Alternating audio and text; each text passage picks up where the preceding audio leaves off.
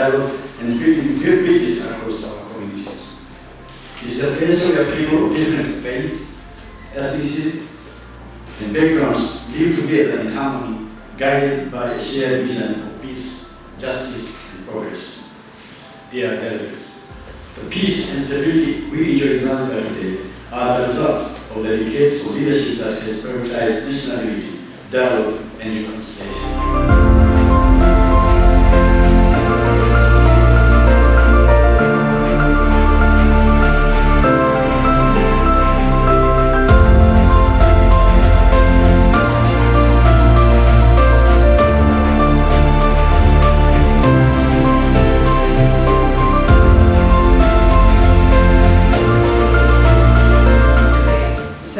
It seems like now every service that you do now, they're pushing a survey, and people sort of have survey fatigue. And I was just wondering if you had strategies to overcome survey fatigue.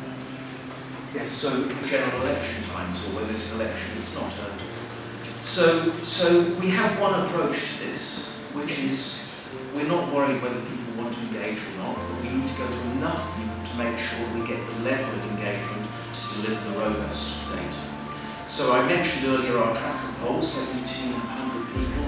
We have to go to between 4,500 people a week to get 1,700 people to fill in the questionnaire. There's, going back to the diploma divide and the shift in the parties of the bases of left and right parties across the world. And so I would just encourage you, if you are working with a pollster, that you really take that first step of the process very seriously. And what are we trying to find out? How are we going to find that out?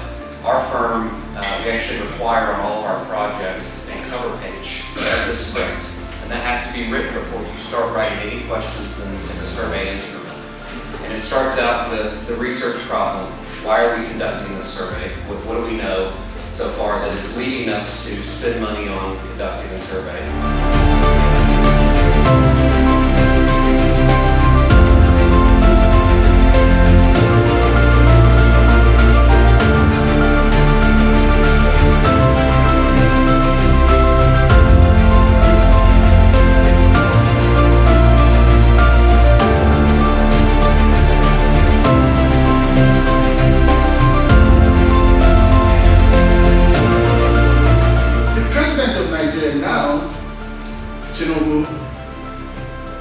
It's the big masquerade in Lagos. He was governor of Lagos, but every other person since 1999 who's been governor, he has to come from him. He's building great political machinery. I mean, we've been fighting him since that time. You can't take Lagos out of him. Are critically evaluating their portion of generational equity on these issues that I've just described, and there is no way as a campaign strategist or as a politician that you should be able to win an election without critically addressing these issues. Kenya actually, we say the Gen Z uprising, as many people might think it was the finance bill, but the finance bill was a trigger. There were quite a number of issues that really came out, including unemployment, including governance issues, including something that we used to call opulence. Our leaders would flash around huge amount of money, and that didn't occur well with the young population. Remember, this is happening after a general election where there was a very high voter apathy amongst young people. You brought up the comment that there are 400 million youth between the ages of 15 and 35.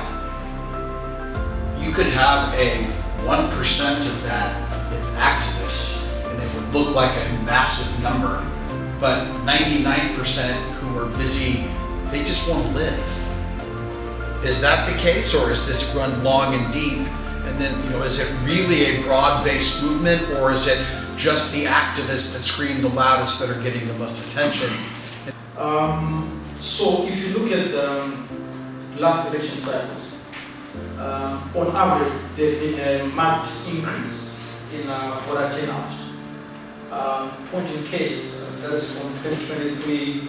I think in Sierra Leone it was more than 75% voter turnout, and then the youth really came out. Today I'll show you how nations across Africa can harness this opportunity to transform industries and win elections by delivering tangible results that benefit your voters. I'll be focusing on Tanzania and Zanzibar because of where we are, but this is applicable in all of the countries across the continent. In this talk, I'll share lessons from Uganda and Ecuador, explore Tanzania's existing advantages, and focus on 4 key areas where hemp can drive growth: food, textiles, carbon offset credits, and bioplastics.